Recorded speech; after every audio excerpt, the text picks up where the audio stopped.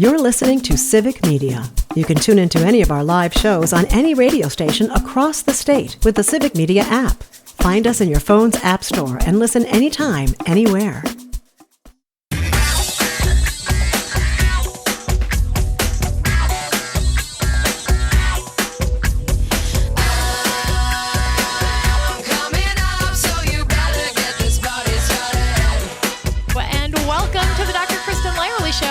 I'm your host, Dr. Kristen Lyerly, and we have a really meaningful show for you today. Just made more meaningful when I asked Amanda if she'd be interested in chattering with us this morning. Amanda, our amazing producer, say hello. Hello. Hey, we're going to talk about our unhoused population here in Green Bay. And when I asked you if you wanted to have this conversation, you said, yeah, I've been homeless. Yeah, when I was a kid, actually, we were homeless for about 4.5 months. We bounced around from different people who let us stay with them. We lived in this really interesting hotel, I'll say, sketchy for a bit, that eventually had people running up and down it, banging on doors, screaming for money. So How old were you? Oh, God, how old was I? I was about 10, 11. Wow. Yeah. And then the police came, kicked everybody out because apparently we were squatting. Didn't know that. And eventually my mom found a house in a different town, but it was a lot of bouncing around. That is not what I was expecting to start this episode with today. Amazing. Oh, yeah. Yeah. How did your family survive that? So my childhood is very much the definition of dysfunctional. Mm-hmm. So I didn't think it was odd. I thought it was normal. We were completely alienated from what normal actually was. So we got to an age when my mom had her accident, and it was that sudden realization of, oh, none of this is normal. This isn't what families do. So at the time, we were just fine. We're like, okay, we're going to be here now. Oh, we're going to be here now. Okay, this is completely normal. I went to school every day because that's where I got fed. Mm-hmm. So that was where you got fed. Mm-hmm. But you're a kid, and kids are resilient. Oh, yeah. Yeah. All three of us, we were just going with it. Wow. Well, here I thought we were going to start by talking about how I was in big cities and I saw homeless folks, but we still have homeless folks here in Green Bay. Oh, and I was in Fond du Lac when that happened. You were homeless in Fond du Lac. In Fond du Lac. Because our homeless population is everywhere. Mm-hmm. And sometimes you see these folks on the street, and sometimes you don't see them because they're everywhere trying to survive. They're bouncing around. I know in the Manitowoc area, a lot of the unhoused hang out at the library, which, I mean, I see no problem with that. It's a nice, cool place to cool off or warm up in the winter, read some books. They have internet access. Yeah, I think we see that here as well. Mm-hmm. Yeah, safe public places to be. Oh, yeah. Yeah. Well, we are going to continue this conversation with two incredible guests. I have joining me here today from the city of Green Bay, Pete Silsky and Jeremy Pingle. They are homeless outreach case coordinators here for the city, and they're here to share their personal experiences, but also to help us understand what's going on in Green Bay and to share some of the incredible work that they're doing to help our unhoused population. So, Jeremy, Pete, welcome. Yeah, thank you for having us. We really appreciate the invite. Good morning. Good morning. So, first, let's start by just defining, what does the unhoused population look like in Green Bay? I mean, are we talking about 10 people, 100 people, 1,000 people? Well, twice a year, they do a count. It's called a point-in-time count. And they did one in January, and the next one's coming up in July, the end of July. In January, they counted upwards of almost 700, between 650, 700 people were deemed homeless in Green Bay proper. 700 people in the winter. Mm-hmm. Mm-hmm. Where are they? Those could be people that are either living in a sheltered situation like St. John's New Community, or living unsheltered in our parks, under our bridges. At Safe Ride, we have a Safe Ride program here in Green Bay where a number of individuals are able to park their car safely there for a night, maybe given a blanket, some chargeable batteries to recharge their devices, some food, maybe a gas card to try to get through to the next day. Mm-hmm. So Safe Ride, they're living in their cars. Yes. Yep. Yeah, it's a whole community. They tent potentially during the day, hang out at the parks, and live in their cars very often. Who are these people?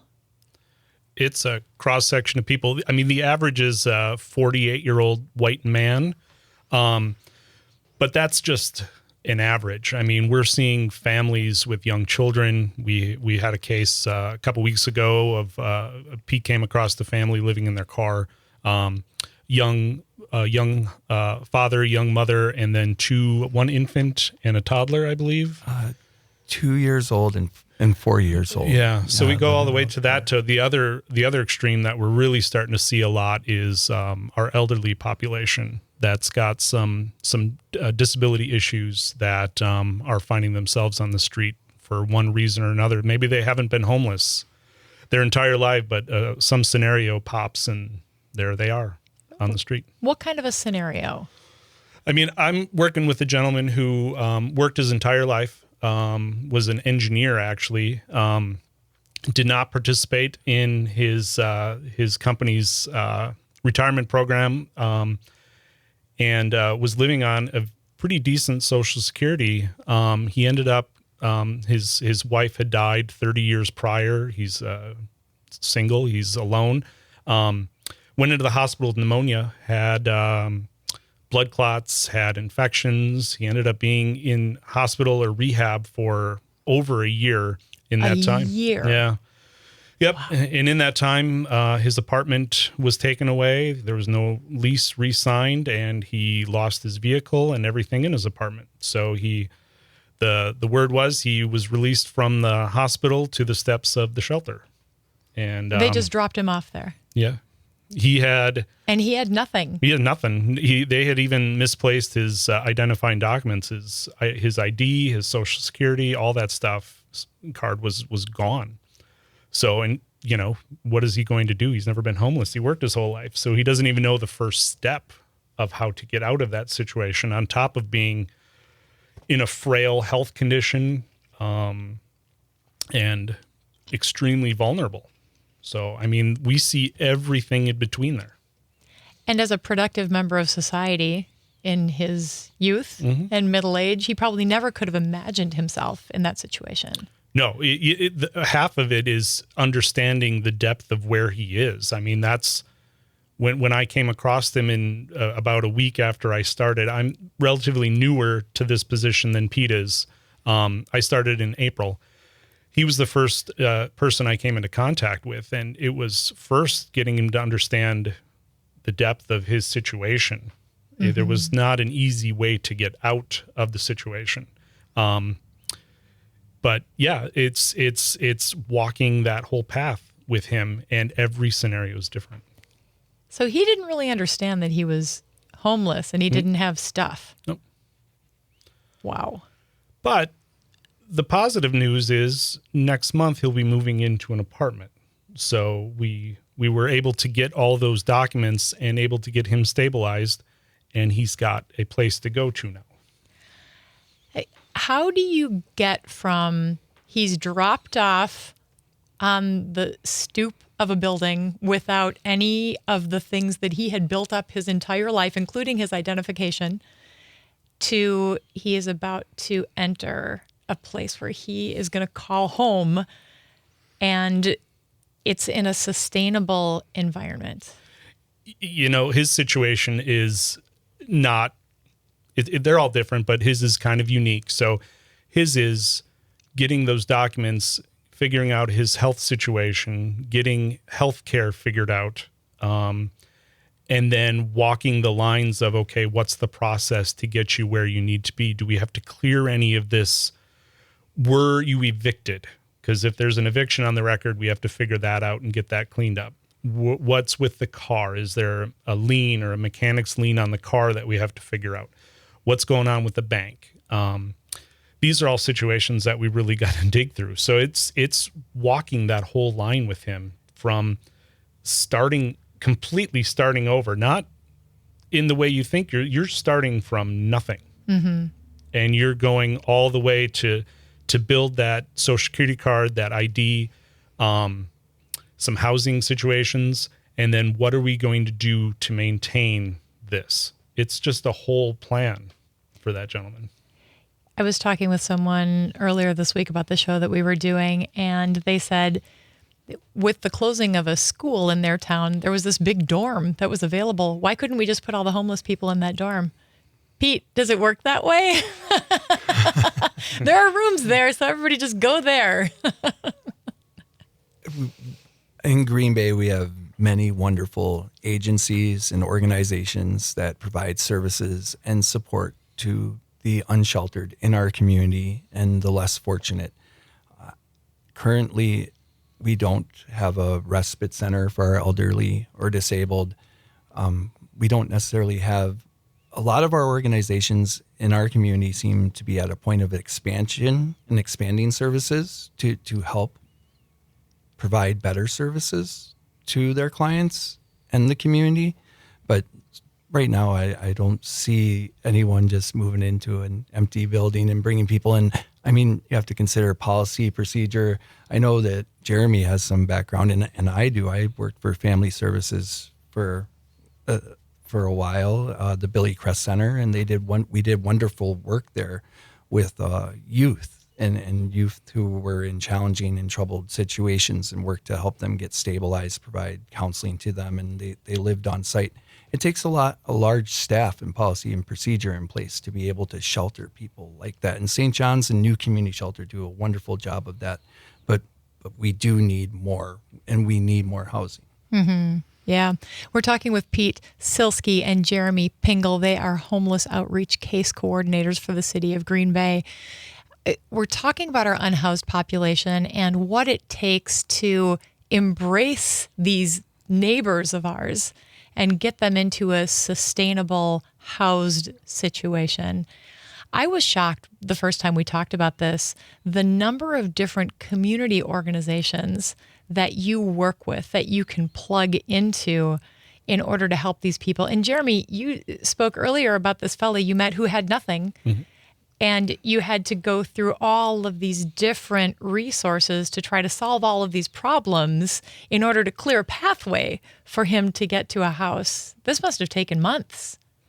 Yeah, we, like I said, I came into contact with him in April, and we moved, it's July, so he'll be moving in there in August. So that's quick, to be honest with you. That's a very fast turnaround, what we're seeing. I've got another gentleman who's been on the street since 2022, and he's got potential here pretty quick to be housed, but that's how long that process takes. We're looking, 6 to 8 months ideally. But 6 months to a year, typically, to get pulled. And some of the waiting lists are over a year long, depending on where you're looking. So, what do people do in the meantime? Or is that a question that we need to answer after we come back from this break? Yes. All right. This is Dr. Kristen Lyerly. You're listening to the Dr. Kristen Lyerly Show. We are talking about our unhoused population with Pete and Jeremy from the city of Green Bay. So much more to come.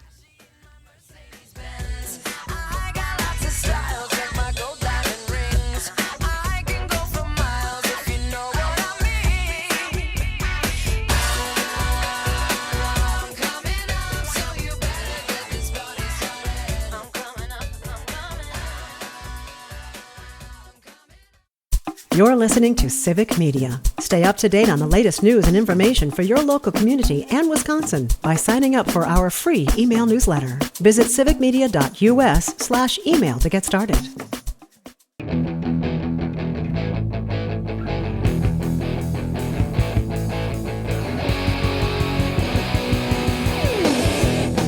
Welcome back to the Dr. Kristen Lyerly Show. It's me, Dr. Kristen Lyerly, joined by Jeremy and Pete. They are homeless outreach case coordinators for the city of Green Bay.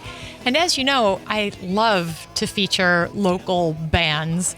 And actually, Jeremy, you're the music guy here. We love biking. Yeah. and bands and our families. You also mentioned that. Oh, yeah. Yep, all about that. Does this band sound familiar to you at all? Yeah. So, it's amazing. I grew up in the Appleton, Neenah area. I went to Neenah High School. So there's a gentleman, Walt Hamburger, that I kind of knew in high school. And then I spent a ton of time up here growing up at Concert Cafe. I don't know if you're familiar with that. It's Concert Cafe, Rock and Roll Land, or not Rock and Roll High School was the name. I saw all these amazing bands, but they were a little more punky, which is where I fell in love with stuff like this. There's a local band, Boris the Sprinkler. That's what we're listening to right now. That Boris the Sprinkler, that's who this is. And then there's a Walt Hamburger from Neenah. Those are guys that played there that I loved. And Boris is still doing shows. I think they've got a show coming up, or they did. I was out of town here in Green Bay. So they do. They're just so fun. They do on the 25th. Yeah. Oh, the 25th, yeah. So totally a great band to go check out. I got to catch them a couple years ago, open up for Mudhoney. But yeah, I love music. And growing up in that area, we have kind of the Mile of Music and all that stuff down there. Mile of Music is so great. I just really enjoy. So yeah, my grandpa got me into it. So vinyl records are my thing. I've got probably upwards of 9,000 vinyl records in my house, CDs galore. You weren't joking when you said you were the music guy. I love music. And Pete's like, yes, Jeremy is the music guy. Bikes, you rode up on your bike, and I was jealous because it was National Bike Week, and I've got, I think, 15 in my garage. Right now, my kids and I race mountain bikes and do all that stuff. So biking is kind of what got you into this work. Yeah. So my childhood was interesting. I was a single mom who worked her tail off. My mom is amazing. My hero, does such great, amazing things and did through her career.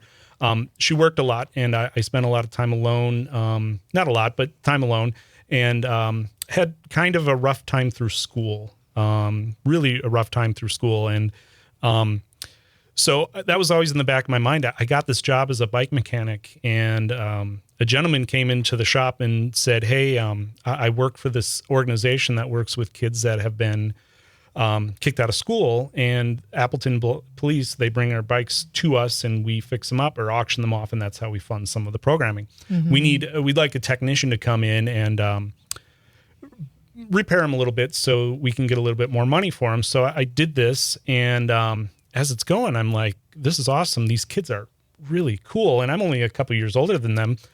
So I started kind of showing them how to do the bike thing, and it ended up working out for everybody. So some of these kids ended up getting jobs in that industry, and it kind of turned their lives around. They had kind of somebody to spend time with them, mentor, which I noticed was something that was lacking in that group. So that's when I started going to nonprofits, and 20 some years later, I've been in nonprofits at various levels. Most recently, I worked for St. Vincent de Paul in Neenah with a awesome food pantry, Vinny's Pantry. Big shout out to them.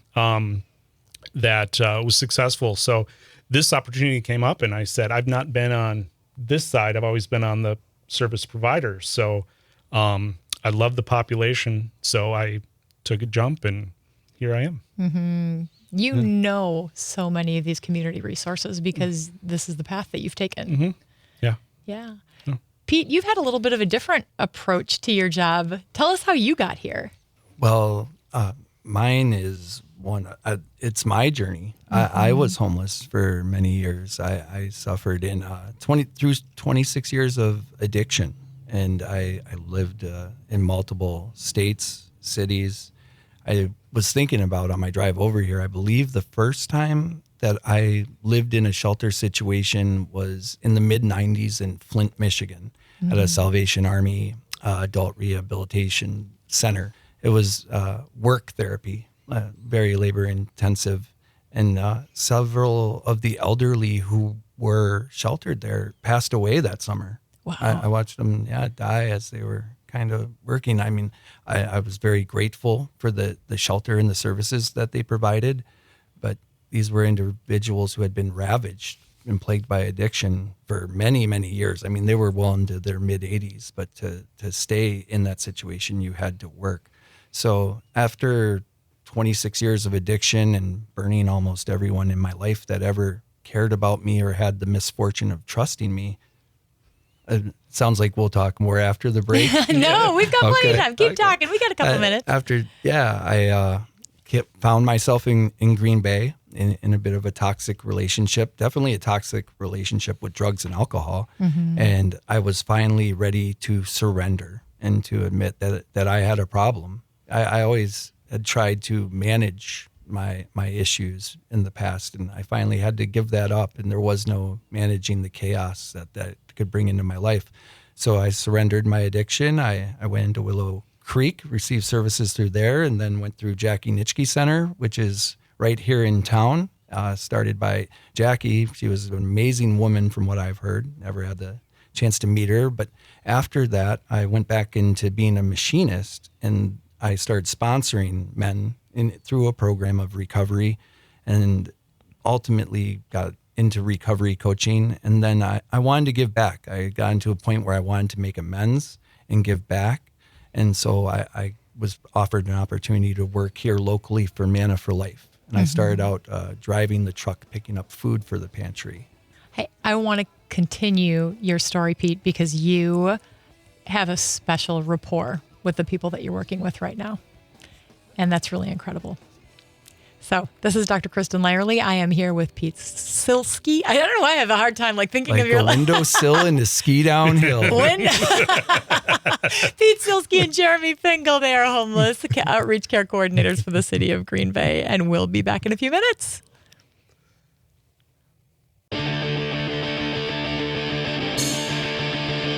Got a monster marathon, I'm laying in my pants. The girls all want to see because they know that I can't dance.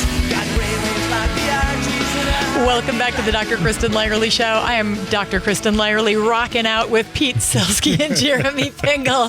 We are talking about our unhoused population in Green Bay. They are homeless outreach case coordinators for the city of Green Bay. And if you missed any of our conversation thus far, you can always find it wherever you get your podcasts at civicmedia.us. And you can always listen to the show here on Saturdays and Sundays at 3 on WGBW and WISS. And of course, streaming on the Civic Media app. So Pete, let's pick up where you left off, because you're telling this incredible story about your lived experience, and now you're on the other side of it.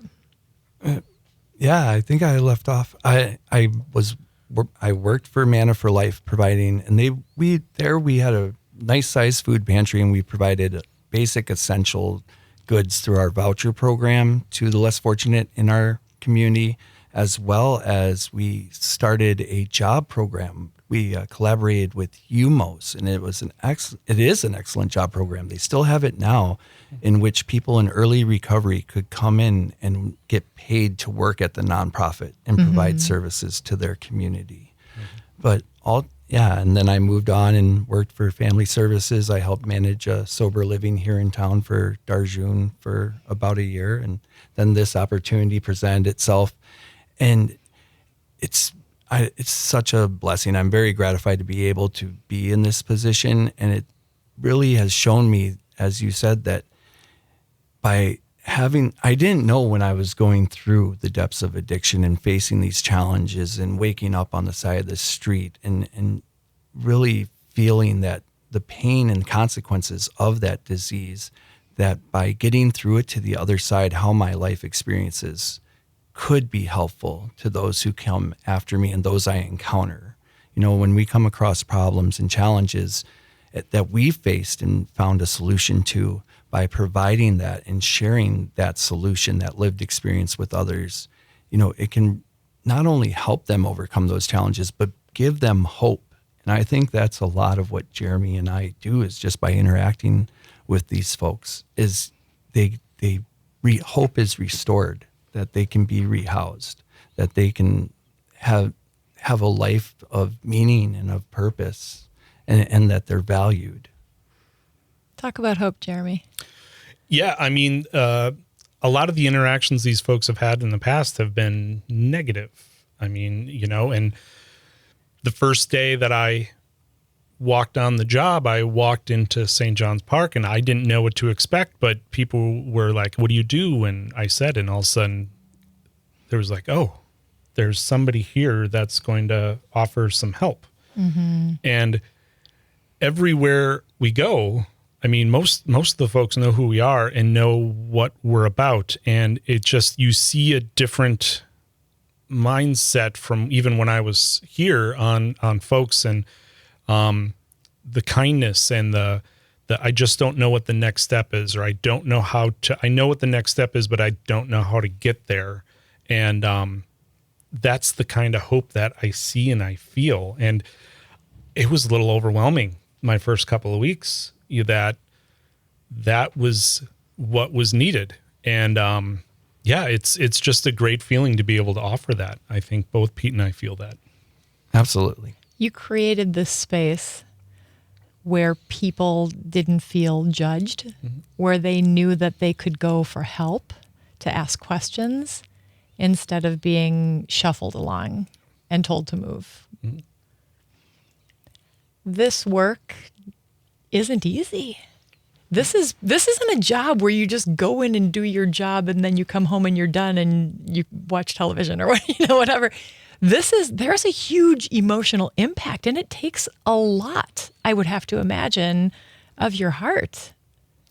Yeah, we're seeing people at their absolute lowest of the low. I mean, this is, and I don't know the folks that want to be in this situation. I haven't met them yet. They don't want to be here, and it's the stories we hear, the things we see. Yeah, it does take a toll. It's something that my past experience in having done the things that I've done and worked with populations before, I'm able to go home and separate and spend time with family and stuff. But yeah, you've got to know when your limit is to kind of move on, to kind of take a break, to step out for a bit. So self-care is very important. Being in recovery, I'm blessed in the ability, I have to be aware of my emotions and of my feelings and understanding where I'm at. And I'm sure Jeremy does that as well, do that mental checklist. And there's been days where I've had a 60-plus-year-old individual in the car at the end of the day. It's raining out, and it's already an hour past work, and I provide them a poncho or a tarp, and I'm dropping them off at a park or under a bridge, trying to get them to some canopy. But ultimately, at the end of the day, it takes a community to truly help solve these problems. Like, Pete can't solve this problem. Pete's not going to defeat homelessness. But with our community coming together and the agencies and organizations, expanding services, more housing becoming available, hopefully the impact can be lessened. Let's talk a little bit about some of those resources. As you were listing some of them off to me, I had no idea what you were talking about because there are so many. And you know that if this person has this need, you go to this organization. And if this person has this need, you go to that organization. But a lot of these nonprofits and safety net organizations are really in peril in the current political environment. What does that mean for your work ahead? Yeah, we look at even things that we don't necessarily rely on, but like the safe parking, this at night, that organization is struggling, and it's blanking right now who oversees the safe parking, but that organization I know is doing some fundraising right now because that's in jeopardy constantly. So, but there's organizations like We All Rise and The Gathering Place and things like that aren't that well known, but they do so much good for the folks that they serve. And those are organizations that we rely on as respite, peer-to-peer support, or just a place to go if there's nowhere to go. If it's raining, what do I do? Those are organizations that we really rely on. Yeah, absolutely, as well as, Manna for Life and the different treatment centers, Jackie Nitschke Center, CORE out of Manitowoc, St. John's, obviously. There's in New Cap, House of Hope. Yeah.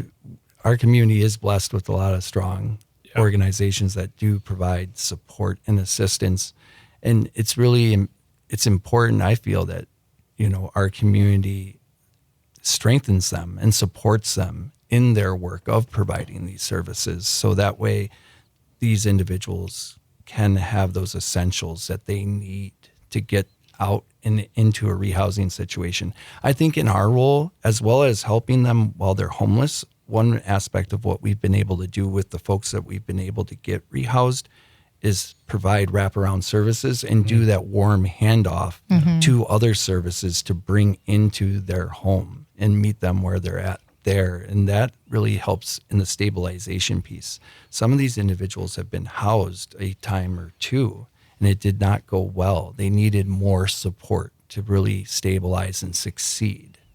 We all need that. We all need to know what our resources are, right? Yeah. I mean, it's not just about the place. It's about all of the stuff that surrounds us as well. Yeah. Especially with our elderly and disabled. Yes. That's been a special focus for you. And I think the time we talked like a month ago, I think at that point you had 20 people that you had been able to rehouse at that point with a special focus on the elderly and disabled. Is that right? It's not quite that high, but Working on it. We're over 10. Yeah. We're over 10. And housing is important. Yes, that's the end goal. But we view success a little differently because we have folks that are going through mental health crisis, that are deep in substance use. So if we can work with someone to seek treatment, that's a huge step. If we can find someone that is willing to get stabilized stabilize their mental health situation, that's a huge step. I mean, you think about it, if somebody's has a terrible mental health diagnosis and they're medicated, living on the street is the worst place to store that medication. Where do you even get your medication? How do you afford your medication? Yeah. So some folks have a little bit of income. They have Social Security. That's another thing we should probably talk about at some point.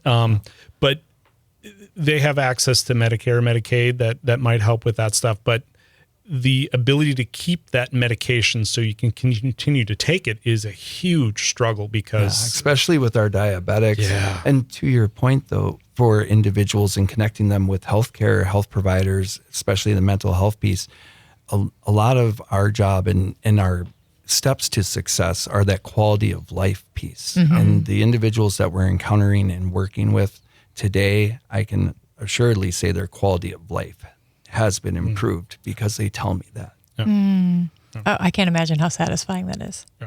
Yeah, you're listening to Pete Silsky and Jeremy Fingal. They are homeless outreach care coordinators for the city of Green Bay. Hey, I am just really struck by the dedication that you both have to this really troubling and growing problem. What do you think, as far as people who are listening right now, how can they help? Jeremy, earlier you said engaging with some of the community organizations that are around town. But if people are listening and they're like, I just want to do something, how can we pitch in and help? Well, really, we focus a lot on stigma. There's a huge stigma about the homeless population, and we try not to dwell in that world. We're just looking to connect with resources. So really the best way to help is those resources, supporting the local nonprofits. Those and local agencies, nonprofits are the best way to do those little ones that do a lot of work. Well, that have relied upon grants in the past. Like you mentioned, the Gathering Place, potentially We All Rise, Jackie Nitschke Center. A lot of those grants are going away. They could they're be. They're going to need community support to consistently offer services at the level that they are. Carry on. That's the best way to support, I think. Yeah, as well as you mentioned the stigma. These are people, and a lot of them are experiencing a worse day than some people have in their entire life if they were placed in those shoes. So potentially you might come across an unsheltered person who maybe have a negative experience, or they're exhibiting some negative behaviors. What I feel like we need to do as a community is we can recognize the negative behavior, but show kindness and grace for the person and what they're going through. show kindness and grace for the person. We can all do that right there at the point of contact that requires literally zero anything else except just being a human being.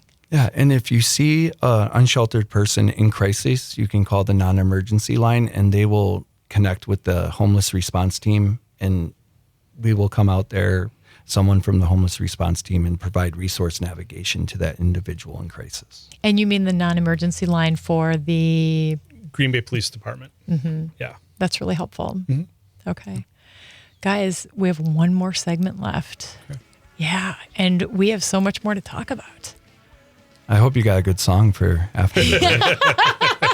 I'm sure. I mean, I really leaned hard on Jeremy, I'm sure it'll be a good song.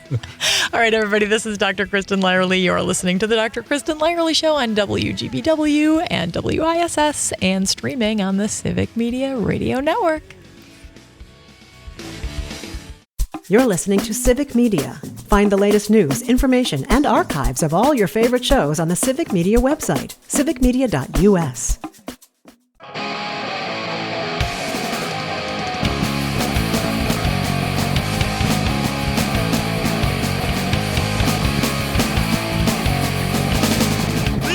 Welcome back to the Dr. Kristen Lyerly Show. This is Dr. Kristen Lyerly once again rocking out with Pete Silsky and Jeremy Pingle. They are homeless care case coordinators for the city of Green Bay. We're talking about our unhoused population. Guys, our unhoused folks, some of them actually do have income. I mean, many of them have worked their entire lives. They have Social Security. They have benefits, but it's not enough, is it? Yeah, no, we're seeing people that have maybe the gentleman we had before that, but other scenarios where someone's on a fixed income and the apartment complex they're living in or whatever gets sold, and a new owner comes in and wants to raise the rent, but their fixed income isn't going up, so all of a sudden they find themselves on the street as well. Yeah, we quite a few of our unsheltered are on a very fixed low income, and the availability of units, it's very tight. And we're in Green Bay. It's not like we're living in Los Angeles. I mean, housing is affordable. I mean, in a city like Green Bay compared with a bigger city. When we're mentioning fixed income, these are individuals who are making $700 and less a month to live on. And most studios now in Green Bay, I think, are going for up over 1,000. Yeah, I think so. And that doesn't include food, anything, healthcare, utilities, food, so basic needs. And a lot of our individuals. So in this role has been so important to these individuals because we're able to provide that support as well as transportation.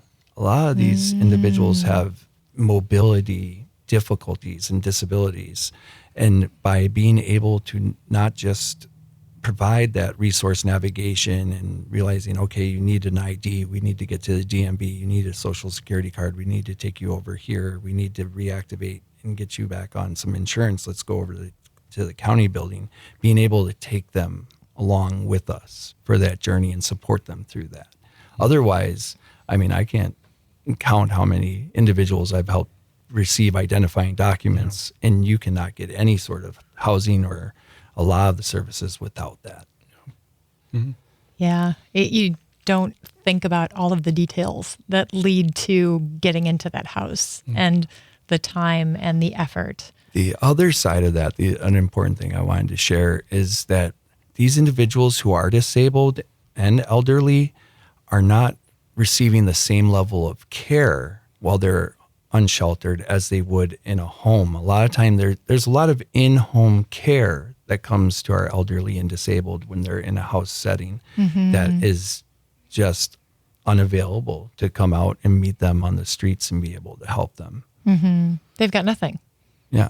Well, nothing and minimal support. You know, the case managers in our shelters they're real heroes and they're pillars. But I mean, caseloads of 50 and 60, it's hard to make significant impact. Yeah. And that's part of the beauty of this program is that the two of you have been able to find people and establish a rapport and determine what their needs are and to actually help them get those identifying documents, connect them with the resources that they need, and support them with that wraparound care instead of just sticking them in a place and expecting them to be able to do well. Absolutely. And imagine if some of them were rehoused and they were just placed into an empty room. That's not home. On top of that, we can go into appointments and make sure they're being cared for appropriately. Like real care. Like real care. Stigma, again, can follow people into many different places. So we can go in and make sure that, I don't think that what you just said is accurate. So here's the real situation. Advocacy. Huge. You can speak to that, Jeremy. Real quick, a gentleman went into the emergency room. He was slumped over. He was not able to stand. The ER doctor came in and told me that he just hadn't eaten. So that was the problem. And they were going to release him. This is a man in his 70s. I requested a social worker who came in and was not pleasant and said the doctor said no need to keep him, so they're going to release him. And he can't walk. He can't move. They walked him to the bathroom with a walker. It took 2-3 people to get him up and moving. Wow.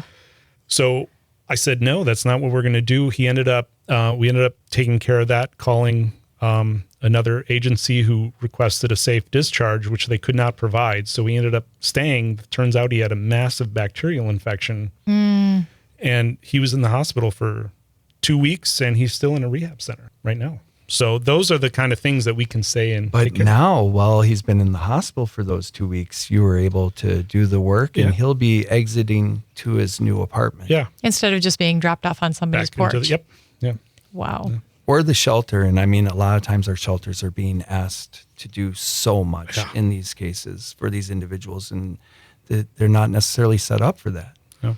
This is a web of resources that was very intentional. That was a long time coming, acknowledging that this has been a problem here in our community, and then moving toward a solution. And a huge part of the solution is the two of you. Well, I want to thank Will Peters in Neighborhood Development, Jennifer Allen working for Clarity, St. John's for all the work that they did to be able to show that these positions could have an impact and could help this community. And this is a program that's... the mayor. And of course, the mayor, and our wonderful communications director who made this happen, Michael Bergman, who's sitting behind us. Fellas, I am so grateful to you for the work that you've done. It's only been a few months. This program isn't even a year old, and look at how you are changing lives and making a difference here in Green Bay. Pete Silsky, I will get this. Pete Silsky, Jeremy Pingle, homeless care outreach coordinators for the city of Green Bay. Thank you. Thank you for having us. Thank you for having us, Doctor. This is great. Yeah, we'll keep doing it. Yeah. All right, friends, I want to hear from you. Send me your ideas for topics, guests, music, whatever you want to hear. This is our conversation, and we can talk about whatever we want. In the meantime, you can find me at Dr. Kristen Lyerly on pretty much all of the socials. Send me a private message if you want to. And if you missed any of our conversation, you can always find me wherever you get your podcasts. See you next week, Saturday and Sunday at 3 on WGBW, WISS, and streaming on the Civic Media Radio Network.